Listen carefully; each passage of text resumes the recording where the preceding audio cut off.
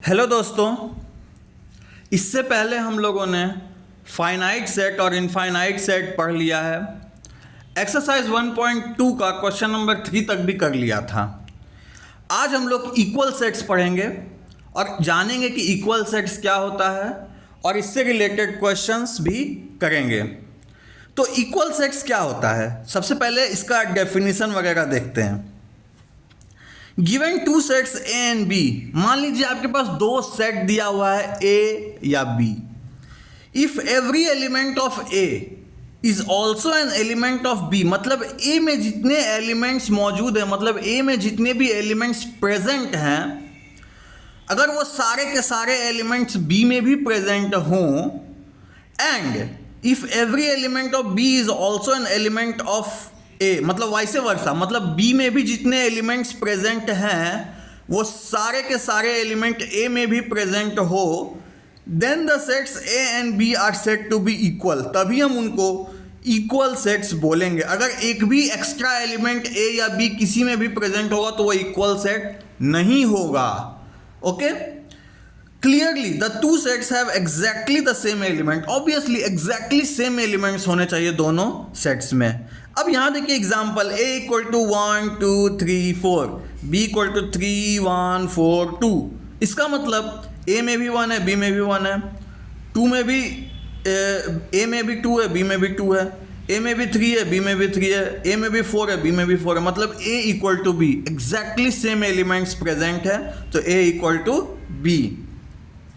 अब यहां एक नोट पॉइंट है, a set does not change, एक सेट कभी बदलता नहीं है। इफ वन और more elements of the set are repeated, जैसे यहां देखिए a 1 2 3, b 2 2 1 3 3, तो देखिए 2 और 3 दो बार रिपीटेड है, तो इससे ये सेट बदला बिल्कुल नहीं है, सेम सेट है a इक्वल टू b। ये भी इक्वल सेट्स है, ये भी क्या है, इक्वल सेट्स है। 2 बार 3 बार लिखने से एक ही नंबर को सेट्स बदलता नहीं है, तो ये भी क्या है, इक्वल सेट, इक्वल सेट है। ओके, अब चलिए एक्सरसाइज 1.2 पे आते हैं, क्वेश्चन नंबर 4 पे आते हैं। In the following state whether A is equal to B और नॉट, मतलब ए सेट और बी सेट इक्वल है या नहीं, ये हमें प्रूफ कर, ये हमें देखना है।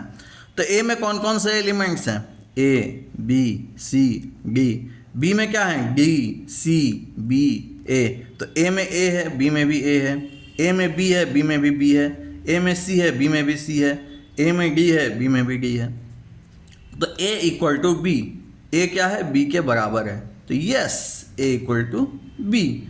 तो ए बी सेट, ए और बी सेट इक्वल है, तो ए इक्वल टू बी। अब चलिए दूसरा नंबर क्वेश्चन देखते हैं। ए 4 8 12 16, 4 एलिमेंट है, बी 8 4 16 18। अब देखिए ए में 12 है तो बी में 12 है ही नहीं, बी में 18 है तो ए में 18 नहीं है, तो 12 is not present in B, 18 is not present in A, so A is not equal to B, मतलब ए सेट और बी सेट इक्वल नहीं है, तो नो, इसका आंसर होगा नो। अगला देखिए, ए 2 4 6 8 10, B x such that x is a positive even integer and x less than equal to 10। अभी आप यहाँ समझिए x क्या है, पॉजिटिव इवन इंटीजर, मतलब 2 4 6 8 10 12 इस तरीके से चलेगा, लेकिन x कहाँ तक गया है, 10 से कम या 10 के बराबर, तो 2 4 6 8 10 यहाँ पे भी हो जाएगा। तो a और b में देखिए सेम एलिमेंट है, 2 2 4 4 6 6 8 8 10 10। अभी यहाँ अगर मान लीजिए यहाँ पे x लेस देन 10 होता तो क्या होता, तो होता 2 4 6 8 10, होता ही नहीं क्योंकि 10 से कम चाहिए पॉजिटिव इवन इंटीजर, तो ये होता ही नहीं। तो फिर यहाँ पे इस केस में, in this case a is not equal to b, in this case only. Okay, वैसे a इक्वल टू b है क्योंकि x less than equal to लिखा हुआ है, इक्वल टू लिखा हुआ तो 10 भी इंक्लूडेड है, तो सेम एलिमेंट्स है, तो a equal to b, yes. अगला देखिए, a x such that x is a multiple of 10, x 10 के मल्टीपल से, मतलब कैसे जाएगा x a 10, 20, 30, 40, 50, 60, 70, 80, 90, 100, 110 इस तरीके से। बी क्या है 10, 15, 20, 25, 30, 35 इस तरीके से जा रहा है।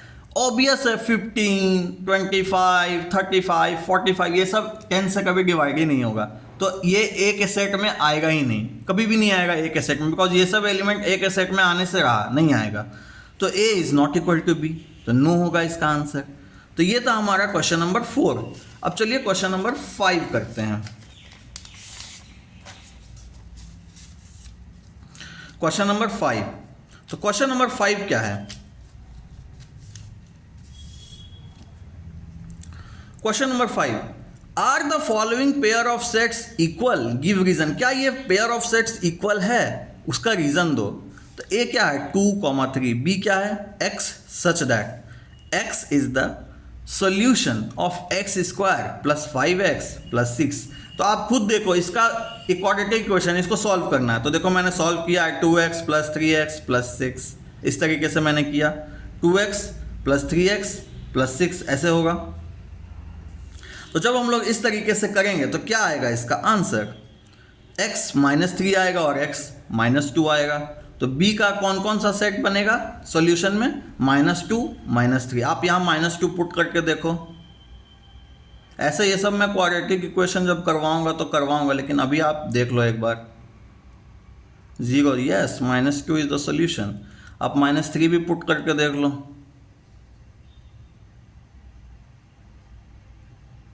9 + 16 - 15, यस 0, 0 मतलब -2, -3 सेट में है। ए में क्या है 2 और 3, तो ऑब्वियसली ए और बी बराबर नहीं है, A is not equal to B, तो आंसर होगा नो। ए और बी सेट इक्वल नहीं है, ये हमें दिख रहा है, हमने सॉल्व किया। अब अगला, A equal to X such that X is a letter in the word follow. अब फॉलो एक वर्ड है, उसमें कुछ लेटर्स हैं, उसका सेट है। तो क्या क्या क्या वर्ड है, एफ है, ओ है, एल है, डब्ल्यू है। क्योंकि ओ 2 बार है, एल 2 बार है, तो लिखने का कोई मतलब नहीं, क्योंकि हमने पहले ही देखा कि 2 बार अगर होता है तो एक ही बार लिखना है, उसको रिपीट नहीं करना है एलिमेंट्स को। और कर भी देंगे तो कोई फ़र्क नहीं पड़ता, सेट पे कोई फ़र्क नहीं पड़ता।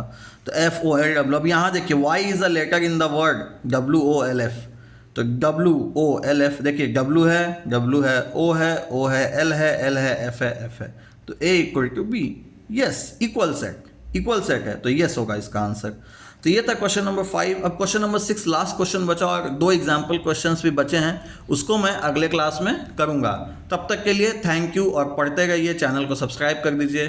Thank you.